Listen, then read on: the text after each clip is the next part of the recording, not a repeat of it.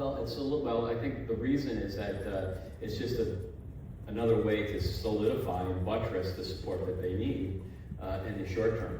Basically, it's just, and I think Argentina is one of those places that's historically has been a tremendously wealthy country, still has tremendous things to offer. The economy's turning around, and for all I know, might have been even instigated by folks in the private sector. So I'm not sure how that came about, but I think it's a way to fortify the fact that the administration is successful in getting Argentina the support that it needs. Essentially, taking SDRs and then from IMF, I believe, and then it goes to the Fed and then swapped for dollars, which then are lent through the ESF to the Argentine authorities and get pesos back. That was a lot of acronyms, but the issue is Right. that Argentina needs dollars. So that's 20, right? That's right. They need dollars at the moment, and this private consortium would buttress obviously the ESF, but I don't know the specifics on it yet. It's not clear that those have been made available. But the point is that the administration is very serious in making sure Argentina has the support so they can continue policies which are very advantageous to us as a key ally in the region. I think that's the key point. So this is a very unique geopolitical position that they're in, and if we can help, we feel it's certainly in our best interest to do so. What makes the most sense is that the labor market's been downshifting basically since 2023.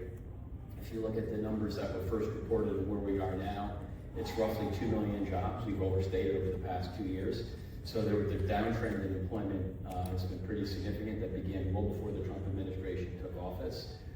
Some of my friends on the left might say, we left you a good labor market. No, you didn't. The labor market was weakening. The strength of the labor market we had was largely due to excessive government spending. We ran a 6.5% budget deficit with a world of full employment. That's unsustainable.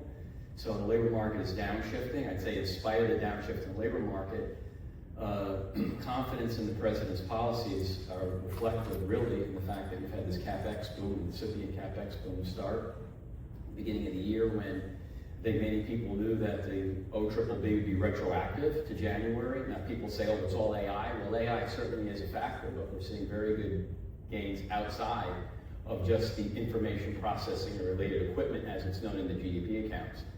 We expect with the economy performing very well in Q2, 4.5% real growth ex-federal government, growth potentially at 4 for the third quarter, that this hiring rate, which was slowing well before President Trump took office, will reverse next year because all of the really good parts of the bill, the 100% expensing for factories, which is still, those guidelines are being written, they will be finished hopefully soon. That's going to lead to a huge construction investment boom next year, and the labor market then turns up.